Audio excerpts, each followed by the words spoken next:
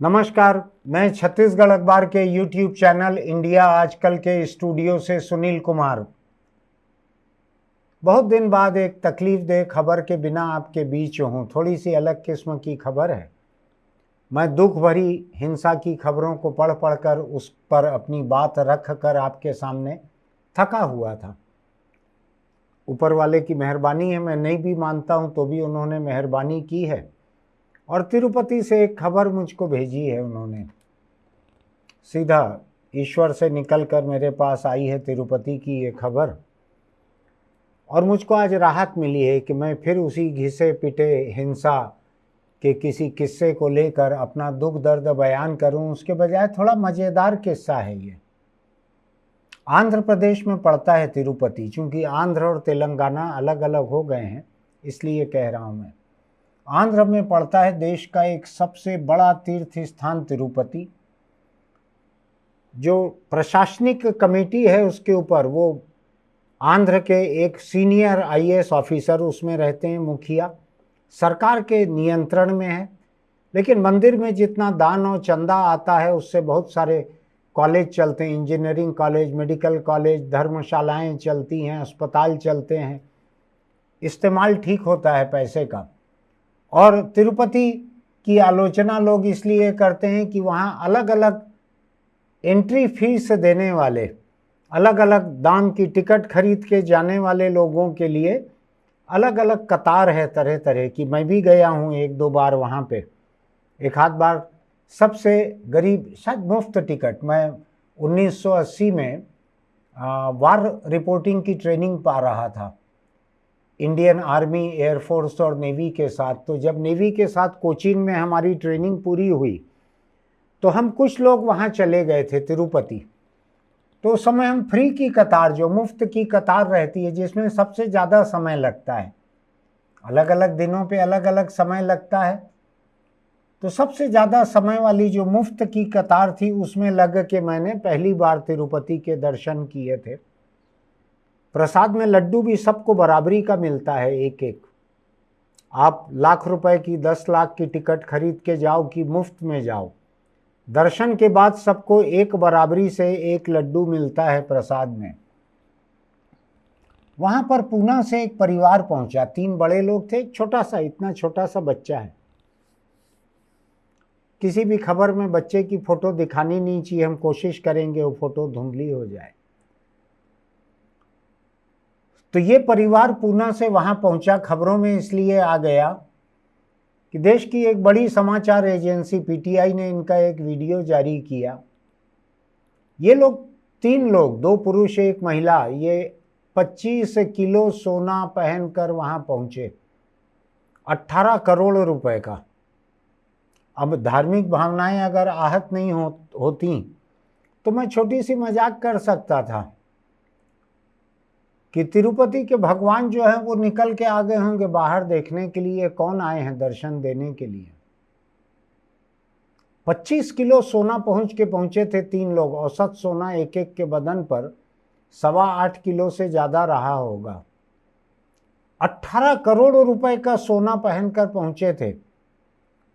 मुझको लगता है कि जो वहां के लोग तेजी से, वहां के पंडित पुरोहित जो भी हैं, पुजारी, वो बड़े तेजी से लोगों को आगे निकालते हैं। ये जब परिवार पहुंचा होगा, 3 लोग और एक छोटा बच्चा सामने भगवान वेंकटेश की प्रतिमा के सामने, और किसी ने खिसकाने की कोशिश की होगी, तो मुझको लगता है कि भगवान ने कहा होगा 1 मिनट रुको जरा, वो तो मुझको देख लिए हैं, मैं भी थोड़ा इनको देखूं ठीक से। रोका होगा, भगवान वेंकटेश्वर ने रोका होगा अपने पुजारियों को, इनको रहने दो सामने थोड़ी देर, मैं इनका दर्शन करना चाहता हूँ। ये आए तो वैसे दिखावे के लिए, मेरा दर्शन करने के लिए हैं, लेकिन ज़्यादा दर्शनीय ये हैं। इतना सोना तो मेरे प्रतिमा पे भी तुम लोगों ने नहीं चढ़ाया है, कहा होगा उन्होंने पुजारियों से। 25 किलो सोना, 18 करोड़ रुपए का पहनकर 3 लोग छोटे बच्चे को लेकर ईश्वर का दर्शन करने के लिए गए। ऐसे बीच बीच में आता है मामला। पुणे की हवा में या पानी में पता नहीं क्या है, कुछ और लोगों के भी किस्से पुणे से आए हुए मुझको पहले के याद पड़ रहे हैं। इतना किलो सोना पहन के घूमते हैं, उतना किला सोना पहन के घूमते हैं। कुछ लोग तो ऐसे हैं कि 4-5 गनमैन साथ में लेके चलते हैं, क्योंकि ये किसी भी एटीएम में जो कैश भरने के लिए बैंक जाती है, बैंक की उससे ज़्यादा कीमत के ये जिंदा इंसान हैं। इन्हीं का किडनैप कोई कर ले। मैं नहीं चाहता कोई जुर्म करे, लेकिन अगर कह रहा हूं मैं, क्योंकि जुर्म तो होते हैं दुनिया में, अगर इनका किडनैप कोई कर ले तो मुझको लगता है बैंक लूटने से ज़्यादा होगा। आज ही की एक खबर है, कहीं बैंक को लूटा, 19 लाख रुपया ले गए, ऐसा कुछ है। ऐसा कोई परिवार मैं नहीं चाहता किसी के भी साथ कोई हादसा हो। लेकिन ये चलती फिरती बैंक है, ये 18 करोड़ रुपए का सोना किसको कहते हैं। तो पूना की बात मैं कह रहा था, पूना से पहले भी ऐसी कई तस्वीरें सामने आई हैं। वहां के लोग हैं जो ऐसा ही सोना पहनने के शौकीन हैं। ठीक है, अच्छा लगता होगा लोगों को सोना पहनना।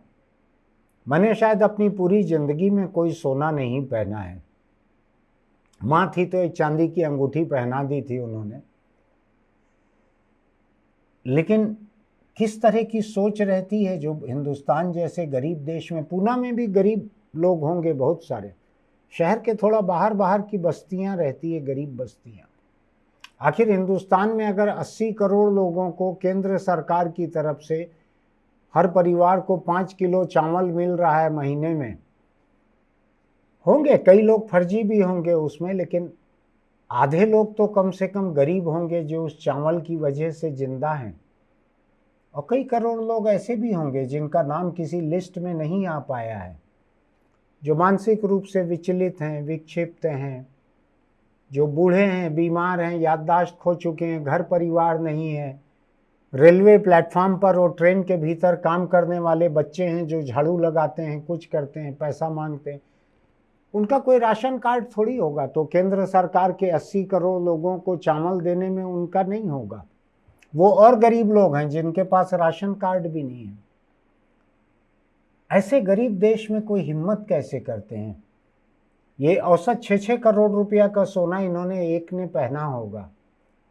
और जाहिर है जो इतना सोना पहन के घूम रहे हैं, इनके घर में और भी सोना होगा, और भी दौलत होगी इनकी। दौलत की इतनी नुमाइश लोग करते कैसे हैं, मैं थोड़ा हैरान होता हूं। आपने देखा होगा कि मैं बहुत अदना सा टी शर्ट पहनकर आपके सामने आ जाता हूं, रहता ऐसे ही हूं मैं। इसलिए मुझको और ज़्यादा खटकता है कि इस गरीब देश में आप क्या नुमाइश कर रहे हो इन चीज़ों की। कई लोग हैं 2 लाख का चश्मा, 4 लाख का जूता, 8 लाख की घड़ी, ऐसा भी पहन के घूमते हैं बहुत से लोग। लेकिन ये तो मुझको लगता है एकदम ही अश्लील और हिंसक प्रदर्शन है।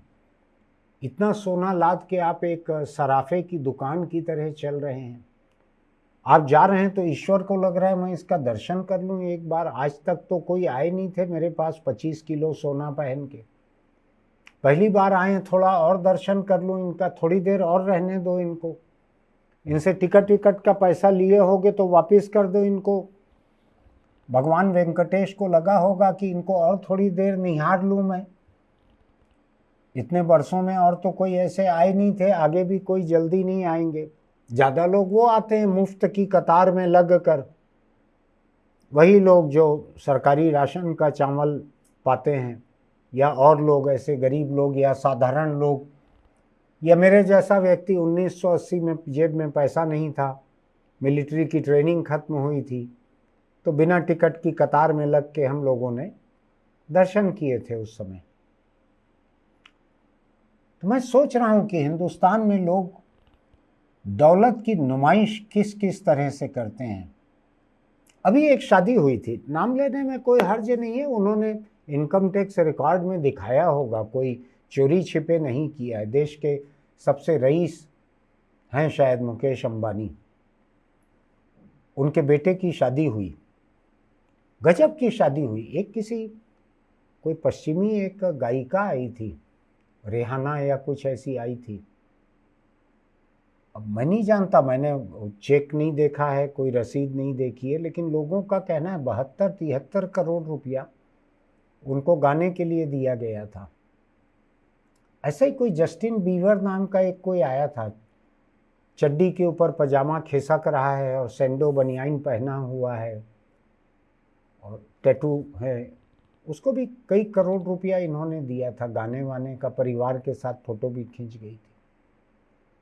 सुना है मैंने कि 2,500 किस्म के व्यंजन बने थे और हफ्तों तक पार्टी चली थी। गुजरात से शुरू हुई थी, इटली में चली थी, इटली के पूरे शहर कस्बे को बुक कर लिया गया था, फिर यहाँ आया। फिर किसी ने लिखा नीता अंबानी का हार जो है 450 करोड़ रुपए का है। मुझको नहीं मालूम खबर सच है कि नहीं, झूठी भी बहुत रहती है।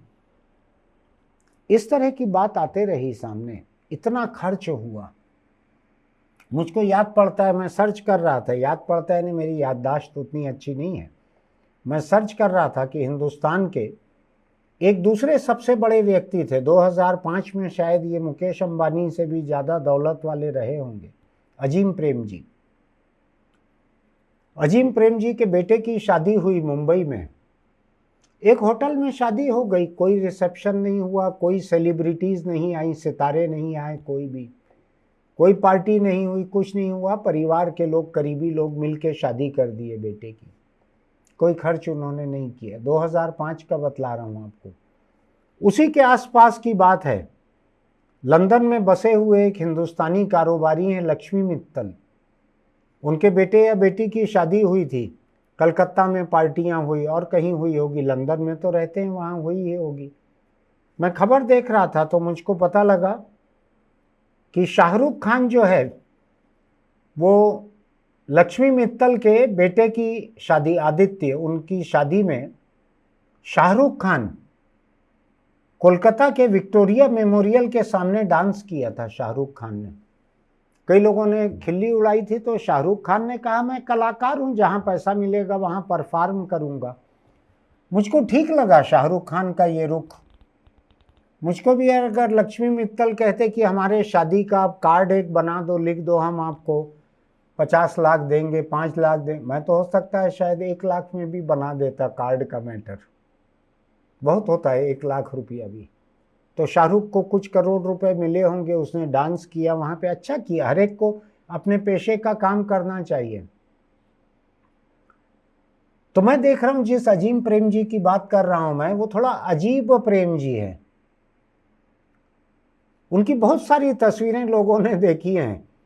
हिंदुस्तान में जितने विमान में वो सफर करते हैं इधर उधर, सब ऑर्डिनरी इकोनॉमी क्लास जो सबसे सस्ती हवाई टिकट रहती है उसमें बैठ के सफर करते हैं वो। और दान देने के मामले में मुकेश अंबानी अजीम प्रेम जी के सामने कहीं नहीं टिकते। सच कह रहा हूं मैं, आप खुद ही देखिएगा आंकड़े। अजीम प्रेम जी के दान देने के सामने मुकेश अंबानी, जो जिनकी टोटल ताकत जो है पैसों की वो अजीम प्रेम जी से होगी 10, 20, 25, 50 गुना होगी, वो कहीं नहीं टिकते। तो एक व्यक्ति है जो इस तरह से अपनी दौलत का इस्तेमाल कर रहा है, समाज सेवा के लिए, पढ़ाई के लिए पैसा दे रहा है, शिक्षकों के ट्रेनिंग के लिए पैसा दे रहा है। एक व्यक्ति है जो दान देने के मामले में तो ऐसा मुट्ठी को बंद करके रखता है, लेकिन रिहाना नाम की एक विदेशी सिंगर के लिए ऐसे 72 करोड़ रुपए दे दिए थे, शायद 73 था। मैं नहीं जानता, ये जो 25 किलो सोना पहन के जो तिरुपति पहुंचे थे, इनको मैं ज़्यादा बड़ा प्रदर्शन मानूं या मुकेश अंबानी को ज़्यादा बड़ा प्रदर्शन मानूं, मैं नहीं जानता। लेकिन मैं ऐसे प्रदर्शन से परे रहने वाले, अभी अजीम प्रेम जी की मैंने चर्चा की, मैं एक और चर्चा करता हूं आपसे। छत्तीसगढ़ में यहाँ के पहले वित्त मंत्री थे रामचंद्र सिंहदेव। ये कोरिया रियासत के हैं, छत्तीसगढ़ के राज परिवार के हैं। अगर आप उनको कहीं देखेंगे तो आपको लगेगा कि कोई रिटायर्ड क्लर्क है, कोई ऐसा लगेगा, अफसर भी नहीं लगेगा, रिटायर्ड क्लर्क लगेगा। बहुत अदना से कपड़े रहते थे जिस घर में, यहाँ पर सरकारी मकान था इरिगेशन कॉलोनी का राजधानी रायपुर में। वो एक मंत्री के पीए को, मंत्री के निज सहायक को अलाट था वो मकान। उसमें रहते थे रामचंद्र सिंह देव जी। कार नहीं थी उनके पास रायपुर में, कभी जरूरत रहती थी तो 500 रुपये रोज और पेट्रोल में एक मारुति 800 कार किराए पे ले लेते थे वो। बस उनके घर में अनगिनत बार गया, कोई दौलत का दिखावा नहीं था। खाने पीने के मामले में एकदम सादा, एक छोटी सी खाट में पड़े रहते थे, मच्छरदानी लगा के सो जाते थे। कोई दिखावा नहीं था, कोई खर्च नहीं था।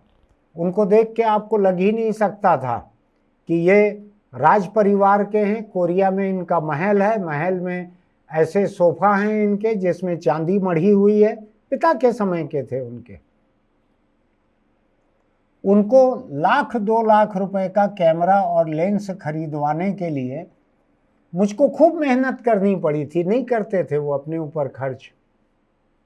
ऐसा नहीं कि वो कंजूस होके दूसरे से ले लेते थे सामान, नहीं लेते थे किसी से कुछ। फिर उन्होंने बेंगलोर में, उनका कोई भतीजा है जो वाइल्ड लाइफ फोटोग्राफर भी है, उसको बोल के कैमरा बुलवाया था उन्होंने। करोड़ों रुपया था उनके पास, सादगी से रहते थे। यहाँ राजधानी रायपुर में पंडरी में सड़क के किनारे से एक सोफा खरीद के ले गए थे, अपने घर में रख लिया। सड़क किनारे जो बिकता है ना, दुकान के बाहर का सड़क पे रखा हुआ नहीं, जो सड़क पे ही बिकता है, जिसकी कोई दुकान नहीं है, ऐसा सोफा एक ले गए थे खरीद के, उसको रख लिया था यहाँ पे। कोई दिखावा नहीं, कुछ भी नहीं। ऐसे सादे लोग भी मैंने देखे हुए हैं। मैंने और पैसे वाले लोगों को भी देखा है जो कोई फिजूल खर्ची नहीं करते, दिखावा नहीं करते, सादगी में भरोसा रखते हैं, दान में आगे रहते हैं सबसे। नारायण मूर्ति इंडिया के, जिनके दामाद ब्रिटेन के प्रधानमंत्री थे ऋषि सुनक, तो वो नारायण मूर्ति सादगी से चलते हैं। मेरे ख्याल से वो भी प्लेन में इकोनॉमी क्लास में चलते हैं। दान देने में भी आगे हैं, अजीम प्रेम जी जितना आगे नहीं भी होंगे तो भी आगे हैं।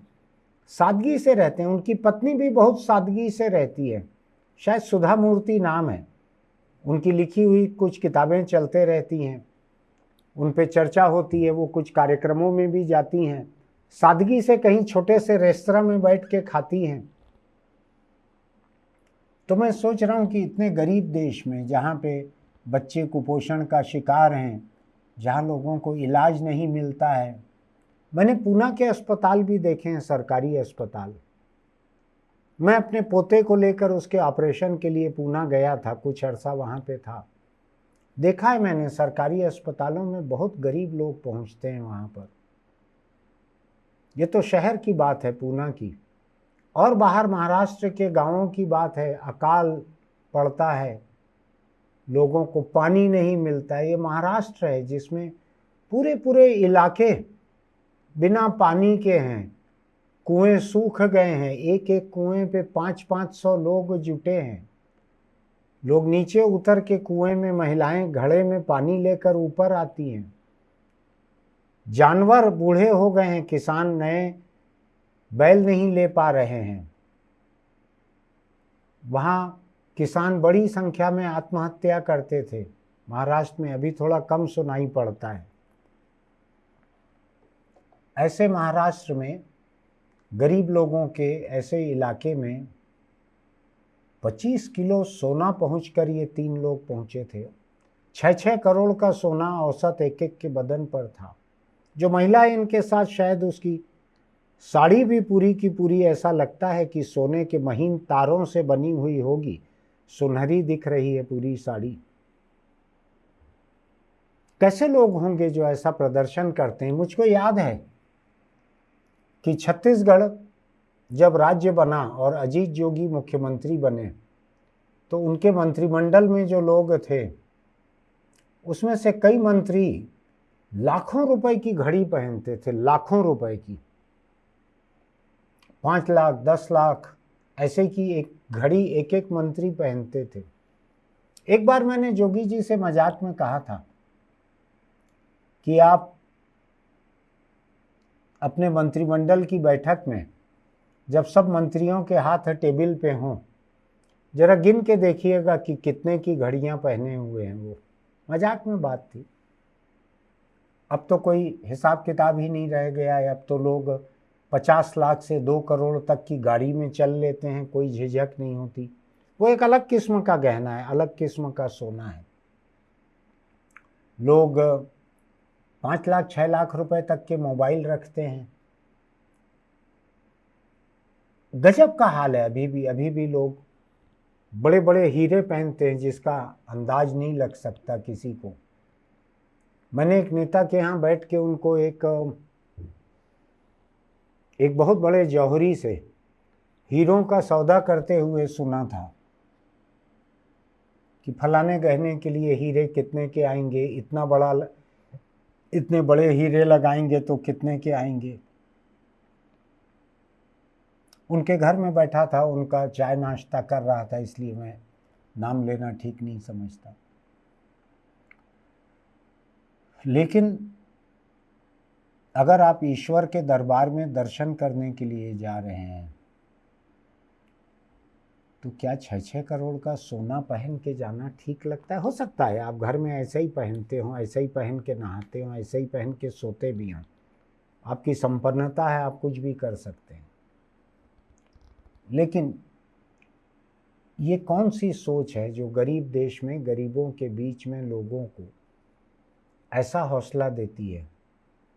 मैंने अभी अमेरिका के बारे में शायद लिखा था, स्टारबक्स नाम की कंपनी, उसका नया मुखिया जो बना है, एक भारतवंशी को हटा के एक नया मुखिया उन्होंने बनाया है, अमेरिकी है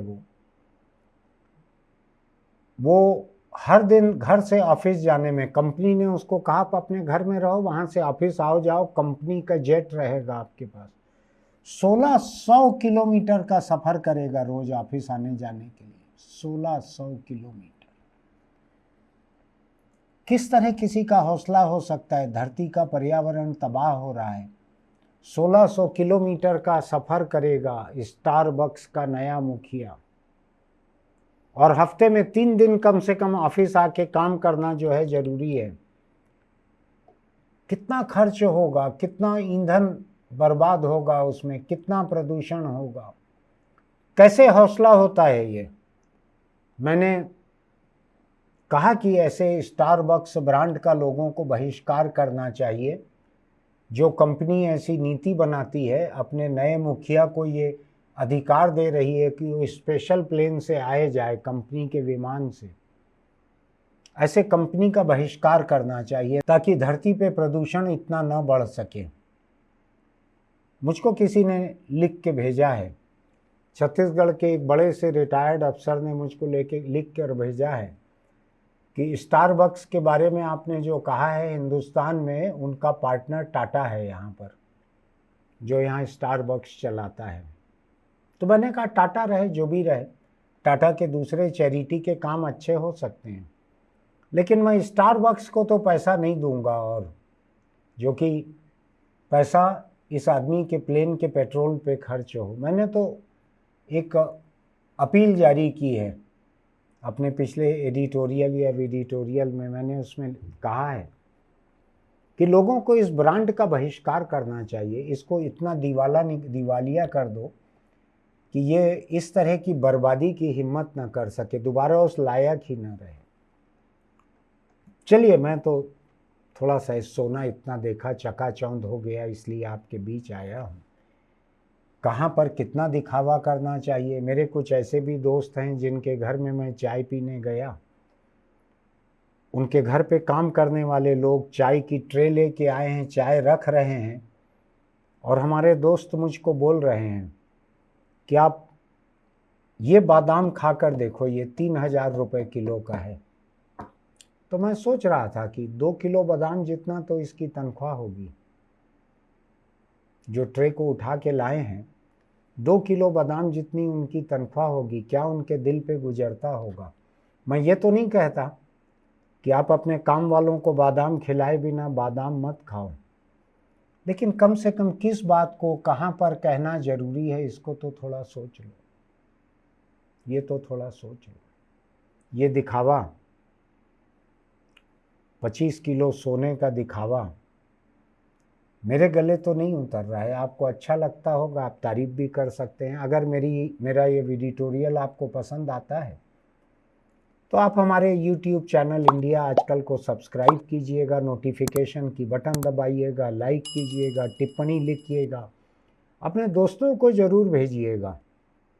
उनको पूछिएगा कि तुम्हारे पास अगर इतना पैसा है तो तुम ऐसा पहन के चलना चाहोगे क्या, और कभी ईश्वर को भी ऐसा दर्शन देने जाओगे क्या। हो सकता है ईश्वर ने इतना सोना एक साथ देखा ना हो कभी, कम से कम अपने किसी भक्त अनुयायी, अपने दर्शक के बदन पर इतना न देखा हो। तिरुपति के खजाने में हो सकता है।